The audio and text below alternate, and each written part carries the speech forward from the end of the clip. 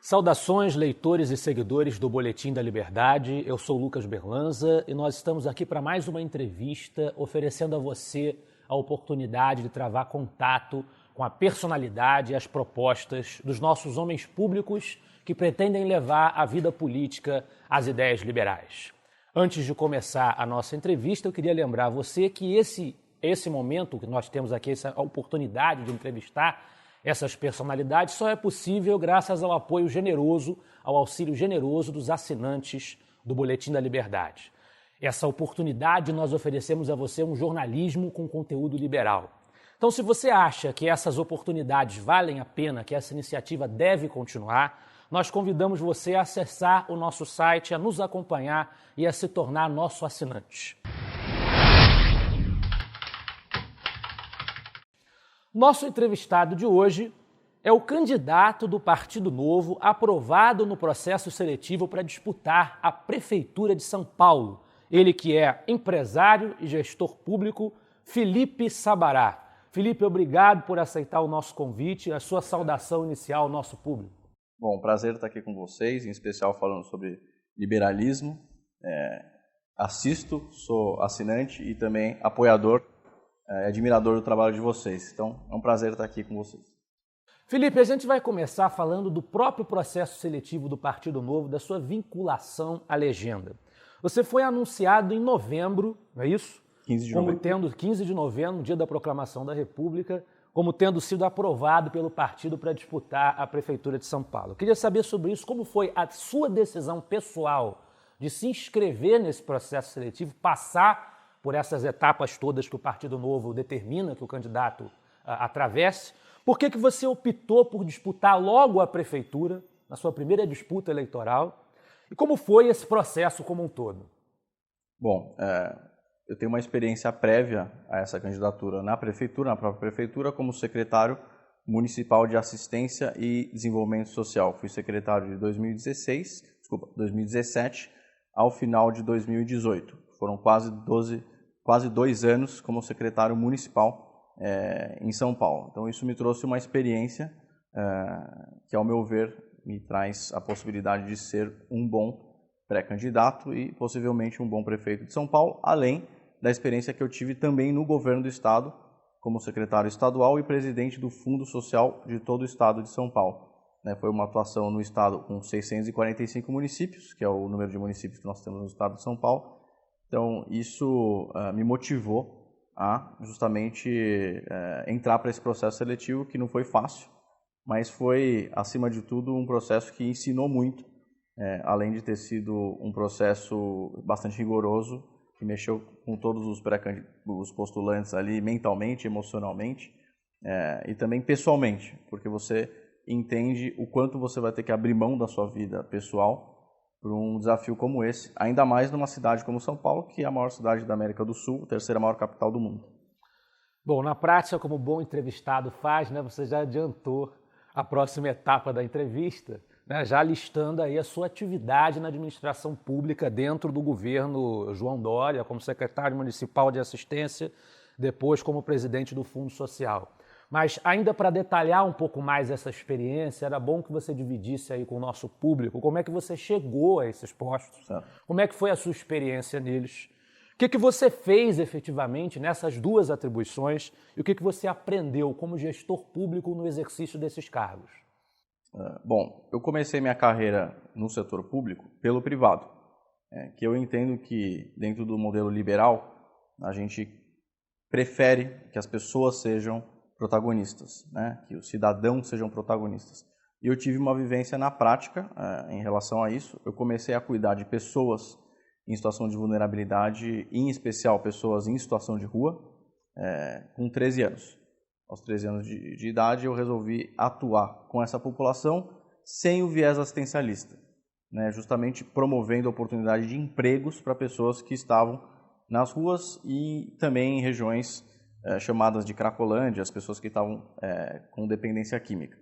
Então foi muito cedo isso, aos 13 anos, como eu disse. A minha adolescência toda foi de bastante entrega para esse projeto que eu criei, que mais para frente se tornou um instituto, que é o Instituto ARCA, que é a Associação de Resgate à Cidadania por Amor à Humanidade, quem quiser acompanhar aí, arcah.org, arcah.org, que é o instituto que acolhe pessoas das ruas, promovendo oportunidade de emprego e renda. Nada contra o trabalho de levar roupa, comida, que muitas pessoas fazem, mas a gente acredita que a gente precisa transcender isso como sociedade, que é justamente resolver problemas que nós acabamos desenvolvendo e tendo na sociedade. Essa atuação conflitou bastante com a prefeitura, por muitas vezes, porque quando a gente queria reformar albergue, a gente queria fazer algum tipo de trabalho público pelo privado, muitas vezes a Prefeitura de São Paulo tentou nos limitar. Até aqui vocês podem vir, a partir daqui não. Isso realmente me deixava bastante incomodado, o quanto os burocratas do Estado atrapalham a sociedade, até quando a sociedade quer resolver problemas que o Estado está sendo pago para fazer. E o que a gente percebeu foi que quando a sociedade se mobiliza, dá para fazer até melhor do que o que o Estado faz. Então, essa minha trajetória no terceiro setor, vamos dizer assim, me mobilizou para poder aceitar o convite que foi feito para o então prefeito eleito João Dória, do PSDB. Eu sou do Partido Novo, mas ele me convidou justamente por causa da minha vivência na prática no terceiro setor. Além de também ser empresário, eu sou fundador de uma empresa de cosméticos, que é uma empresa de cosméticos que visa também resolver problemas ambientais e sociais por meio do setor da beleza, que é um setor bastante grande no Brasil. A minha família tem negócios também nessa área. Eu trabalhei 12 anos nos negócios da família, que é uma empresa multinacional, que a gente a família controladora. Depois de 12 anos, fui empreender também para resolver problemas socioambientais. Então, tanto pelo setor privado como o terceiro setor, eu tinha uma experiência de que, por meio de negócios e voluntariado, dá sim para resolver muitos dos problemas que o Estado hoje promete fazer e não o faz. Então, eu aceitei o convite em outubro de 2016, quando o então prefeito eleito João Dória me ligou, num domingo, e falou: olha, você tem 10 horas para dizer sim e aceitar esse desafio de sair dessa zona de conforto do privado, já que você critica tanto o Estado, então vamos aqui fazer diferente. E foi assim que eu entrei para vida pública pelo setor público, porque eu sempre falo que eu já trabalhava na vida pública pelo setor privado, que é muito do que a gente provoca os liberais. O que você já está fazendo hoje pela sua cidade, pelo seu condomínio, pelo seu clube, pela sua casa, pela sua família, mas mais especificamente pelas coisas públicas, que caso você entre para política, para o setor público, você vai fazer melhor? Essa é uma pergunta muito importante.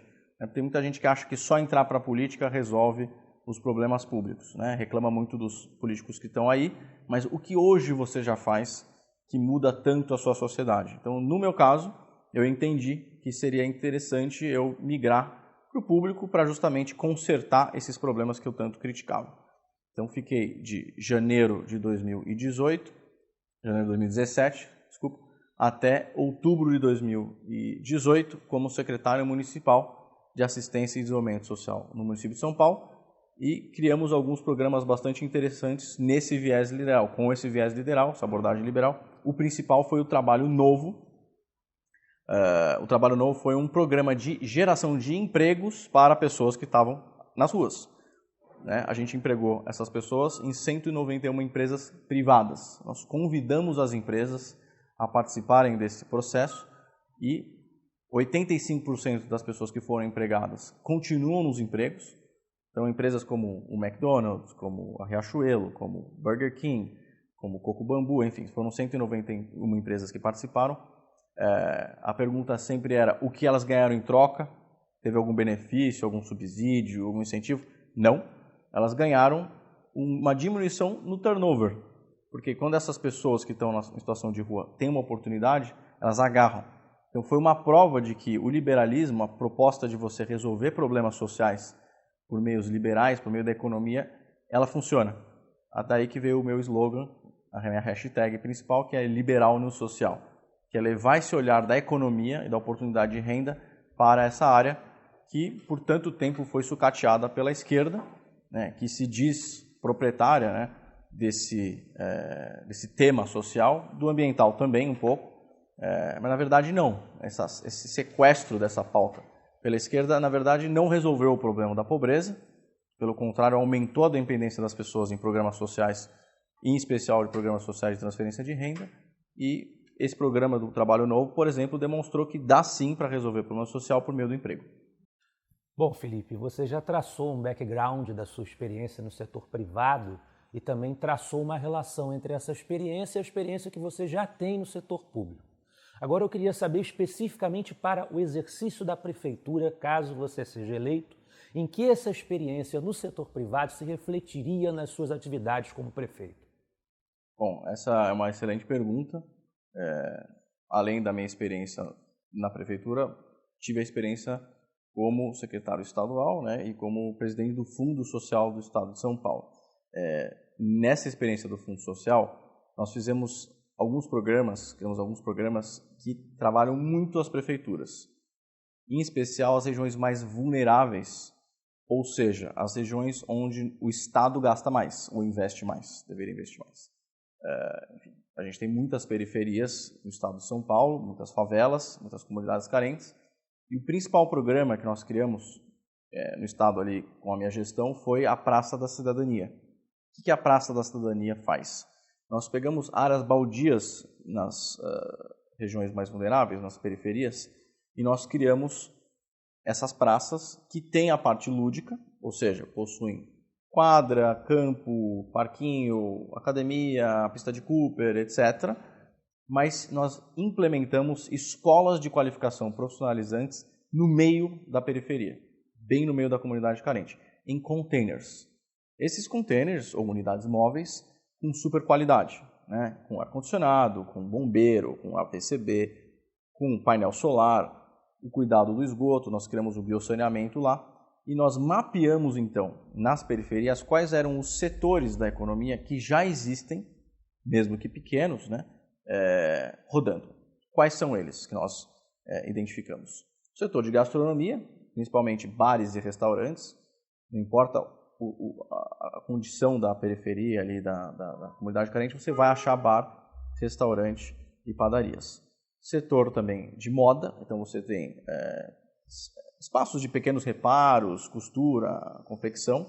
Você tem um espaço também de beleza, então tem muitos salõezinhos de beleza na periferia. Construção civil, obviamente, borracharia e mecânica. Então nós pegamos esses 6 setores e nós colocamos as escolas de qualificação nesses setores ali naquele espaço da Praça da Cidadania, dentro desses containers, como eu disse, não são latas velhas. Nós recuperamos com as próprias pessoas da periferia esses containers e quem construiu a Praça da Cidadania foi a própria população local. Nós desenhamos com eles e construímos. Eu não sei até se dá para fazer montagem aqui, mas eu posso mandar para vocês as imagens das Praças da Cidadania para vocês verem que legal que é de super qualidade. E aí nós começamos a mostrar para as pessoas que já empreendem lá. Então nós criamos 2 programas, o Melhore Seu Negócio e o Monte Seu Negócio.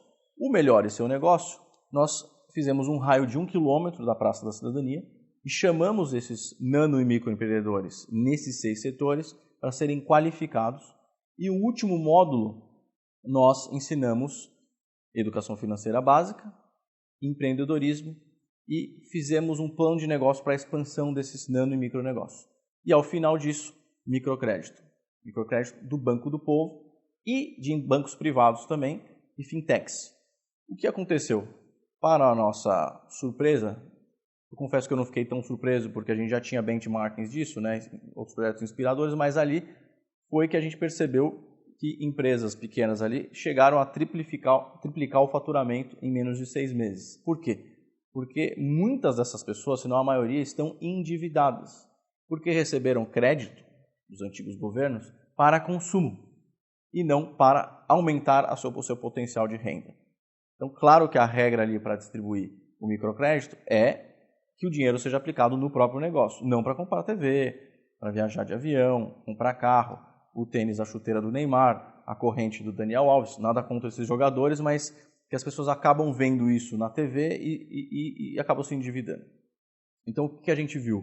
Que quando o dinheiro é aplicado para essas pessoas que já têm negócio na periferia, para expandir o negócio, você dá um mínimo de qualificação e o crédito para que ele saia do endividamento, compre melhor, negocie melhor, possa montar um time melhor, as coisas começam a se resolver. E uma principal bandeira que a gente acabou criando ali é a bandeira da educação como ferramenta. Por que acontece? Os índices de evasão escolar no ensino médio no Brasil, em especial em São Paulo, estão muito grandes. Por quê? Porque o jovem que mora na periferia não vê perspectiva. Não vendo perspectiva, em especial na localidade, acaba saindo da escola. Quando a gente começou a melhorar os negócios ali, eles começaram a trabalhar nos negócios locais e aí começaram a buscar a educação como ferramenta. Então, isso é muito interessante, foi um aprendizado. Isso nós queremos aplicar, claro, se vencermos essa eleição em São Paulo, queremos aplicar em larga escala, que é pegar muito dos recursos hoje que estão represados no centro da cidade e com a taxa de juros, como está agora, super baixa, graças a um bom trabalho do Ministério da Economia, o ministro Paulo Guedes, hoje no Brasil, em âmbito federal, a taxa de juros está super baixa. O que isso quer dizer? Que os investidores estão tendo que sair da especulação financeira e ir para a economia real. Onde dá para se ganhar muito dinheiro? Em investimentos, em especial em economias ainda emergentes, principalmente em periferias. Então a ideia é levar dinheiro privado e público para as periferias por meio de qualificação profissional e microcrédito. E para finalizar aqui, nós fizemos também um módulo para quem quer abrir o seu negócio na periferia. E deu um super resultado. Muita gente quer deixar de rodar, às vezes até 7 horas em São Paulo, entre ida e volta do trabalho, para justamente montar o seu negócio na própria periferia. Vou citar o caso aqui do Carlos, que é uma pessoa que até eu fiz um vídeo e entrevistei. Ele era faxineiro no centro empresarial em São Paulo, demorava 7 horas para ir e vir todos os dias. Ele acabou montando um salão de beleza embaixo da casa dele e está atendendo 60 clientes por semana. E aí eu perguntei para ele, você prefere trabalhar no centro da cidade ou gerar sua renda na própria comunidade? E ele rapidamente respondeu que é melhor lá. Então, isso é uma das principais bandeiras que nós queremos levar, caso sejamos eleitos em São Paulo. Mas também a questão, obviamente, de cidades inteligentes, que no Brasil está muito para trás, tecnologia, digitalização, e uma gestão eficiente e clara do que é a administração da prefeitura. Então, a gente pode falar um pouco mais para frente sobre isso, mas basicamente nós queremos que as pessoas, olhando para o site da prefeitura ou para as secretarias, elas entendam quais os serviços que realmente a prefeitura está prestando para o indivíduo e, claro, dentro do que nós acreditamos como liberais, diminuindo cada vez mais o custo desse Estado e promovendo mais liberdade para os cidadãos, em especial na área do empreendedorismo. Bom, inevitavelmente você já adiantou isso, já introduziu isso, mas vamos falar um pouquinho sobre essa grande cidade que você quer administrar, que é São Paulo. Você já introduziu muito bem a sua identificação com o ideário liberal, com essa ideia de que é preciso que o setor privado se movimente também, além do setor público. Mas uma das pautas caras ao liberalismo, essenciais ao liberalismo, ainda mais hoje, no quadro que a gente vive, é a redução do escopo do Estado.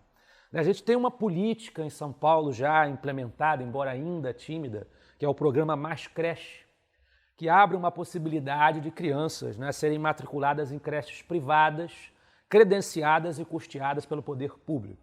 Então há aí uma associação entre a dimensão privada e a dimensão pública. Eu queria saber como é que você, em primeiro lugar, avalia esse programa, se você entende ser possível que a iniciativa privada participe mais da prestação de serviços essenciais que hoje são feitos exclusivamente pelo Estado e que outros programas de natureza liberalizante poderiam ser aplicados numa cidade como São Paulo.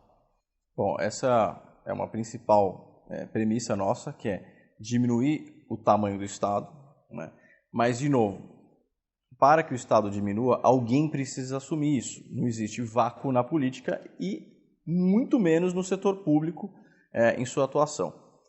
Para uma cidade, um país como o Brasil, que foi colonizado e foi construído quase que como um país socialista mesmo, e isso deteriorou demais a nossa economia, nosso potencial de geração de riqueza e de liberdade do indivíduo, por consequência, precisa haver uma transição, um transicionamento entre esse Estado gordo, grande, pesado e caro, para um Estado leve e que traga benefícios e possibilidades do indivíduo de crescer, de sobreviver e, principalmente, de viver bem, de ter qualidade de vida. Então, para essa transição acontecer, precisa muito da participação do Legislativo, porque as leis hoje, municipais, estaduais e federais, travam muito o trabalho do executivo e, consequentemente, a vida do cidadão. Nós queremos eleger bastantes vereadores nessa próxima eleição em São Paulo. Isso ajudaria muito o nosso trabalho, caso sejamos eleitos, volto a repetir. Mas, na prática, estando lá, a ideia é que a gente participe, sim, o setor privado cada vez mais, em especial em áreas onde o setor privado é muito eficiente. Vou citar alguns exemplos, até um pouco diferentes do que geralmente são citados. Muito se fala sobre privatização de parques, que é muito bom, autódromo, espaço de evento, isso é muito importante e está sendo feito. Em especial, quem liderou essa pauta quando eu fui secretário municipal foi o meu colega, então, do Partido Novo, Wilson Poit, que era o secretário de Desestatização e Parcerias, fez um ótimo trabalho. Mas existem alguns outros setores, por exemplo, de agendamento de serviços na prefeitura, que podem ser privatizados também. O próprio agendamento de atendimento médico é patético. Você vai fazer um agendamento de atendimento pelo SUS, que é o Sistema Único de Saúde em São Paulo, você não consegue, ou o sistema cai, ou você não consegue saber onde tem vaga, que OBS, que espaço de saúde da família, que AMA vai te atender, ou que o hospital público vai te atender. Então, citar aqui um exemplo. Hoje você quer viajar, você quer fazer um agendamento de hotel, você demora aqui 5 minutos, 10 minutos para fazer um agendamento de passagem de hotel. Por quê? Porque o sistema é rápido, é ágil, muito por causa da concorrência, né? Por que não privatizar os sistemas de agendamento de serviços como o de CRAS, que são Centros de Referência de Assistência Social, atendimento médico, e outros que são essenciais? Na minha opinião, isso é uma prioridade, justamente para o indivíduo conseguir, o cidadão conseguir acessar serviços mais rápidos. Mas daí tem muita coisa para melhorar, isso é só um começo, né? Enfim, na habitação, por exemplo, você tem uma fila hoje em São Paulo de quase 500 mil habitações, o que daria, em termos cronológicos, se a fila encerrasse hoje ou parasse de crescer, 115 anos que o município de São Paulo demoraria para entregar a habitação popular para essas pessoas que estão na fila. Qual é a solução, então? Setor privado. Quando você melhora a economia, você dá a oportunidade das pessoas participarem da construção das suas casas, enfim, e de outras formas que você faça, que participe a economia da Secretaria de Habitação, que hoje não acontece, você faz com que essa fila diminua, né, porque pessoas já começam a se desenvolver na área da habitação e o setor privado está ávido a querer participar disso cada vez mais, mas a burocracia é enorme quando se fala de urbanização. A gente tem um monte de prédio vazio. O tombamento, por exemplo, no centro de São Paulo, é uma questão muito ideológica. Claro que tem que proteger o patrimônio, mas você precisa proteger o patrimônio de forma a viabilizar justamente para que o setor privado desenvolva ou habitação popular, ou habitação mesmo, ou escritórios. Né? Para quem conhece São Paulo, você visita o centro de São Paulo, você não acredita no potencial que tem e o quanto está deteriorado, né? Tanto na parte social, muita gente vivendo na rua ali, quanto na parte estética e física mesmo, né? Urbanística da coisa. O centro de São Paulo deveria ser o principal, um dos principais cartões postais da nossa cidade, e não é, e dá para ser. Então existem mecanismos que fomentam a atividade do setor privado na área de construção, na área de urbanização, que trazem benefícios para que essa fila, inclusive, da habitação diminua pelo setor privado. Então, são muitas as iniciativas que a gente quer fazer, aí falar de voucher na área da educação, voucher na área da saúde, tem muitas alternativas já testadas fora do Brasil, em países mais liberais, com mais liberdade, que já funcionaram e que a gente pode aplicar, claro que testando, e a partir daí expandindo. E aí sim, esse transicionamento para um estado maior, para um estado menor. Você tem a intenção de experimentar o voucher? Com certeza, tanto na educação quanto na saúde. Né? Isso é possível, claro, como eu disse, transicionando. Né? Não é virando a chave de uma vez, mas avançando. Né? Para não acontecer o que aconteceu, por exemplo, na Argentina, que demorou-se para virar essa chave para o liberalismo, e aí acabou o prazo, e aí voltou aí um governo que vai quebrar com certeza a Argentina. A gente viu a inflação já está acima da casa dos 50%, no país vizinho aqui dos nossos irmãos. Então, precisa agir rápido, mas transicionando.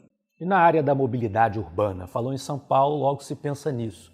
Como é que você enxerga o problema do transporte, a possibilidade dos aplicativos de transporte operando e a possibilidade também de um aumento de concorrência no transporte público. Essa forma de olhar para a mobilidade simplesmente de melhorar de uma vez só corredores de ônibus, faixa de ônibus, sem olhar o contexto, é muito perigosa, né? Alguns governos fizeram isso e isso deu errado porque não foi planejado. Eu gosto muito do pensamento sistêmico. Para pensar mobilidade, você tem que pensar no todo. Por exemplo, essa proposta que a gente fez aqui, que eu comentei, de descentralizar a economia, ajuda muito a mobilidade. Só para citar um dado aqui, todos os dias da Zona Leste para o centro de São Paulo e de volta, se deslocam 3,47 milhões de pessoas. Isso é equivalente a um Uruguai inteiro. Fora das outras zonas, né? Do norte para o centro, do sul para o centro. Enfim, essa transição, essa mobilidade das pessoas pode ser melhorada caso você melhore justamente a economia local nessas regiões mais periféricas. Isso dá para fazer e melhora o trânsito. Segunda coisa, que é básica, semáforos inteligentes, né? Que é bem básica, não resolve todos os problemas, mas ajuda muito. Os semáforos de São Paulo não são inteligentes. Eles são os mesmos nos últimos 40 anos, os mesmos contratos emergenciais sendo renovados, ou seja, você evoluiu a cidade em número de veículos, em número de pessoas, e você não melhorou a questão semafórica, que é básica. Qualquer país aí um pouco mais evoluído, qualquer cidade mais evoluída vai ter. No interior de São Paulo tem exemplos muito bons de cidades que fizeram isso e que o trânsito diminuiu bastante e melhorou bastante a vida do cidadão. Agora, essa questão dos aplicativos é essencial, que aí passa para a inteligência do que são os smart cities aí, né, de cidades inteligentes, e que São Paulo está muito atrasada, que é justamente você viabilizar o setor privado participando desse transporte mais inteligente. Por exemplo, os ônibus, os Uber Buses, esses ônibus que são por aplicativos, onde você consegue saber exatamente em que horário o ônibus vai parar nos pontos, a pessoa já sabe que vai chegar lá, às vezes nem precisa ficar numa fila, enfim, só para citar um exemplo. Mas aí você tem outros mecanismos e serviços como os próprios patinetes, um sistema de bicicleta inteligente, né, que coloque faixas de bicicleta realmente onde as pessoas andem de bicicleta e possam usar a bicicleta e não simplesmente pintar a rua com uma tinta, inclusive superfaturada, como foi feito, para que as pessoas simplesmente entendam e achem que está se evoluindo para uma mobilidade mais assim, mas realmente montar um sistema de inteligência. E existem muitos benchmarks, muitas empresas e muitas cidades que podem colaborar com um sistema inteligente de mobilidade que passe exatamente por isso, por uma inteligência melhor de fluxo, aí passa pela economia, uma inteligência melhor semafórica e a possibilidade do setor privado participar com aplicativos e, claro, aí também, que eu não citei, mas que deve citar, modernizar os ônibus elétricos, menos barulhentos.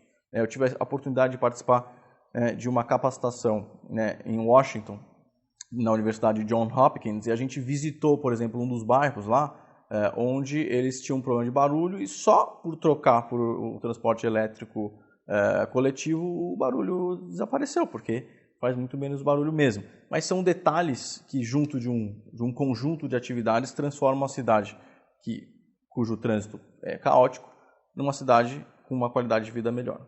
Bom, Felipe, além do problema do transporte, que nós já comentamos, infelizmente tem uma outra nota triste, porque São Paulo ficou marcada. Hoje não é só um problema de São Paulo, não é exclusivo de São Paulo, mas São Paulo ficou muito associada a isso, que é a questão da Cracolândia. É um problema sério. Eu queria entender como é que você enxerga a atuação do poder público no combate a esse problema, o que é que deveria ser feito, como é que você avalia na prática as ações que foram tomadas nos últimos anos pela Prefeitura de São Paulo no tocante a isso. Esse é um assunto polêmico e bastante complexo, porque ele passa pela questão das drogas, que é uma questão, dizer assim, que está sendo discutida mundialmente, se regulariza, se não regulariza, se legaliza, não legaliza, mas passa por essa questão. A nossa visão, ou a minha visão sobre a questão das Cracolândias, da Cracolândia, é o seguinte: a gente pesquisou, estou falando aqui de dados e fatos, porque quando fui secretário municipal, atuei diretamente, um dos assuntos que eu mais atuei foi a própria Cracolândia. No caso em específico de São Paulo, o usuário de droga da Cracolândia, é um usuário em altíssima vulnerabilidade social. O que isso quer dizer? Que ele usa a pedra de crack como fuga. Então a droga, nesse caso, não é a causa, é a consequência da falta de oportunidade para essas pessoas. Eu não estou falando que elas são coitadinhas, não. Né? Existe o tratamento, existe várias formas de você deixar o uso de droga. Mas o fato é que as pessoas, em sua maioria, buscam essa fuga na droga, a compulsão pela pedra de crack.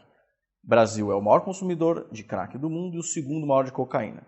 Que aí não é a droga para uso recreativo, é a droga para uso como fuga de problemas.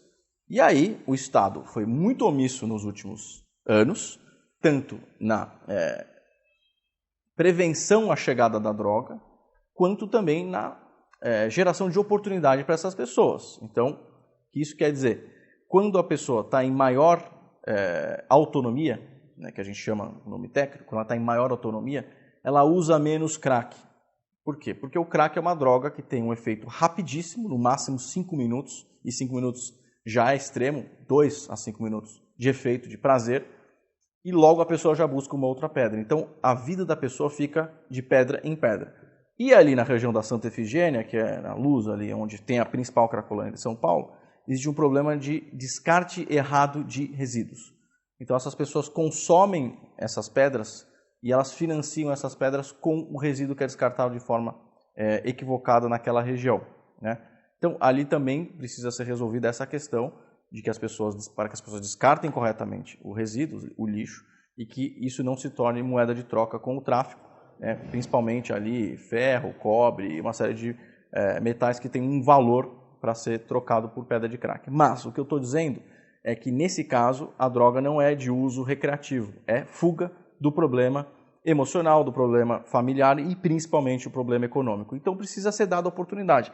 Quando nós criamos o programa Trabalho Novo, que eu já mencionei aqui, que empregou mais de 3 mil pessoas que estavam nas ruas, em 191 empresas, vou falar que mais 75% dessas pessoas eram usuárias de droga, em especial álcool e crack. E deixaram de utilizar a droga quando estavam com o seu emprego garantido. Ou seja, desenvolveram esse mecanismo de ter propósito na sua vida. O propósito na vida, a atividade, a ocupação do tempo, a agenda do dia organizada faz com que a pessoa tenha menos propensão a fugir para uma droga como essa, que, de novo, não é a droga para uso recreativo, é para uso como fuga, né? E isso é realidade. As pessoas, quando elas ocupam, né, o tempo, já diz aí o ditado que cabeça vazia oficina do diabo, e é realidade nesse caso. Então, a minha proposta é que a gente trabalhe essas pessoas em situação de vulnerabilidade, em especial nessas comunidades, favelas, inclusive urbanas ali, para que exista oportunidade de emprego e renda e que diminua essa necessidade que hoje existe nessas pessoas em fugir, né? Porque as pessoas acabam, quem tem condição vai viajar, tira férias, vai ali, tem a família, vai se divertir, essas pessoas não. 87% da Cracolândia hoje de São Paulo, inclusive, é de pessoas egressas do sistema prisional, que saíram, não conseguiram emprego, ficam na rua, daí tem chuva, daí tem água, tem rato, tem sujeira, falta de emprego, violência, vão para a droga como fuga. Então não estou chamando de coitadinho, tem que se tratar, tem que sair da rua, tem que aceitar o tratamento e o acolhimento, mas quando você dá a possibilidade por meio da renda e do emprego, a tendência é a pessoa deixar a droga como fuga. Isso a gente viu na prática quando a gente criou o programa Trabalho Novo, que empregou essas pessoas e resolveu muitos desses problemas. Bom, ainda sobre São Paulo, é inevitável a gente traçar um contraste entre o governo, a que como administrador público você esteve vinculado nos últimos tempos, e agora a plataforma do Partido Novo, na qual você se lança na tentativa de substituí-lo, né? A gente teve aí o João Dória se elegendo prefeito de São Paulo em 2016 com a proposta de desestatização, um discurso de teor liberal, pelo menos, né? Mas ele pouco depois deixou o cargo para se candidatar ao governo do estado e assumiu aí o Bruno Covas, o vice-prefeito. Dito isso, as questões são as seguintes: como é que você avalia a gestão Bruno Covas na prefeitura de São Paulo? E como é que você agora, pleiteando tomar o lugar dele, né, assumir a prefeitura a partir do pleito do ano que vem, a partir do pleito deste ano, né? Como é que você se posiciona como uma alternativa à pretensão, à possível pretensão dele de se reeleger? Bom, eu vou ser bem sincero.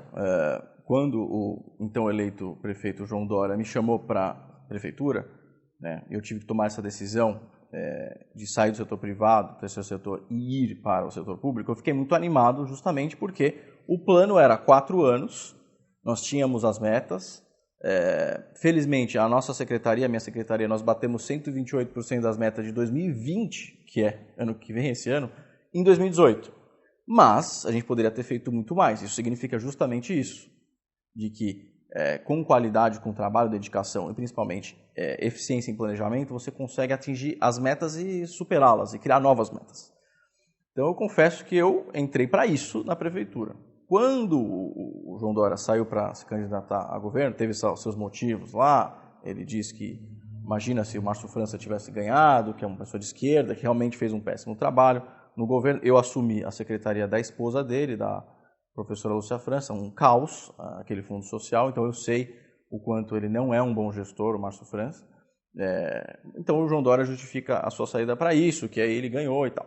Mas o fato é que São Paulo estava num caminho, na minha visão, construindo um caminho mais liberal, e aí, de repente, o João Dória saiu. O Bruno Covas não é muito o perfil que eu admiro como gestor. Como pessoa, eu não tenho muito o que falar, porque é uma pessoa legal, uma pessoa inteligente, uma pessoa boa praça, tenho uma boa relação pessoal com ele, mas não é um líder que eu admiro, tanto que eu saí do governo dele, né? Fiquei mais um período até bater as metas que eu queria bater e deixei o governo, porque justamente não tinha um alinhamento daquilo que eu acredito que seja o ideal para gerir uma cidade de mais de 12 milhões de habitantes. Então eu não concordo com a maneira de gerir do Bruno Covas, que inclusive tem um alinhamento muito mais com a esquerda, ele mesmo diz isso, do que com o centro, ou com o liberalismo, ou com a própria direita. Então, eu não tenho alinhamento nenhum com o Bruno Covas em nenhuma pauta. Inclusive, ele descontinuou os principais programas que nós criamos, os que eu criei em especial, principalmente o Trabalho Novo, que é esse que eu citei, que gera emprego para mais de 3 mil pessoas nas ruas. Então, ele está agora doente, né, ele está se cuidando, eu desejo o melhor para ele, né, como indivíduo, como ser humano. A vida inteira eu cuidei de gente, né, população de rua e população vulnerável, então desejo para ele uma recuperação, mas quando ele estava saudável, não estava fazendo um bom trabalho, na minha opinião. Então, espero que ele se recupere, mas a gente já viu ele trabalhando de forma saudável, então eu espero que ele vá se cuidar e, enfim, que faça o seu tratamento, mas não tenho alinhamento, não concordo com a gestão do Bruno Covas. Bom, Felipe, encaminhando para o final, agora aquele momento tradicional das entrevistas, que é o pinga-fogo. A gente lança para você algumas questões e você tem que responder rápido para o nosso espectador conhecer um pouco mais sobre você. Podemos? Vamos embora. O que é que você mais gosta de São Paulo? O que eu mais gosto de São Paulo é a diversidade e a oportunidade.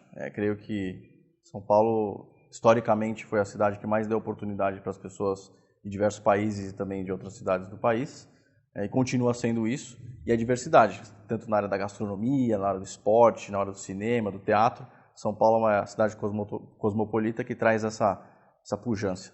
O maior problema de São Paulo? Hoje o maior problema que eu vejo é realmente a pobreza. O maior potencial de São Paulo? O maior potencial de São Paulo é justamente a economia e a oportunidade de emprego.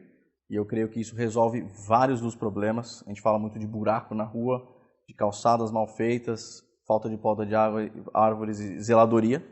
E esses problemas podem ser resolvidos quando o Estado custa menos, sobra dinheiro para a gente poder fazer isso que é essencial e melhorar a qualidade de vida das pessoas. Então, economia, para mim, é a principal fortaleza de São Paulo. Uma inspiração como homem público? Eu gosto muito do João Amoedo. Ele não é um homem público eleito, mas eu gosto muito dessa linha que ele tem de não abrir mão dos seus valores e princípios. E é isso que nós vamos fazer em São Paulo, porque é muito fácil você ceder e ser seduzido por caminhos mais fáceis. Mas essa linha de se colocar como homem público com os ideais muito claros é uma linha que eu acredito muito, por isso que eu sou filiado e defendo os ideais do Partido Novo. O maior problema da gestão pública? É a burocracia e o tamanho. E também a questão que eu defendo, por isso defendo muito a reforma administrativa, que é essa questão da falta de meritocracia. Mas esse tamanho, esse inchaço, inclusive quando você vê os preços de produtos que são desenvolvidos pelo Estado, serem formados por meio do custo e não por meio da competitividade de mercado, todo isso mostra que o Estado precisa realmente cair na realidade e para isso acontecer a sociedade tem que assumir. Mas burocracia, tamanho, custo e falta de meritocracia. A solução? A solução é justamente o oposto. É levar para o setor público líderes que tenham coragem de enfrentar essa máquina, esse sistema que nós criamos que atrapalha demais a vida dos cidadãos. A gente criou um Estado para resolver algumas coisas, poucas coisas que nós precisaríamos de um Estado resolver, e acabou que isso ficou grande demais e agora a gente precisa rever tudo isso, mas precisa ter coragem justamente para levar, de novo, meritocracia, diminuir o tamanho disso e desburocratizar da liberdade para os indivíduos. Uma nota para o governo Bolsonaro? Daria, nesse momento ainda, não chegamos nem à metade do governo, né, no comecinho, primeiro ano, eu daria nota 5. Por quê? Porque eu acho que a economia está indo bem, acredito isso, vejo que dá para melhorar muito. Se a economia crescer, dá para fechar o ano aí com uma nota 7, esse próximo ano, acredito. E na área da segurança também. O ministro Sérgio Moro está fazendo um trabalho brilhante. Inclusive, eu li recentemente que os índices de violência contra minorias, que a esquerda falava que ia ser ao contrário, que iam ser perseguidas, como travestis, transexuais, pessoas em situação de vulnerabilidade como um todo, caiu essa violência. Então, mostra que o Sérgio Moro está no caminho certo, e Paulo Guedes também, taxa de juros lá embaixo, inflação controlada e economia crescendo. Então, nota 5 agora, mas crescendo. Governo João Dória, nota?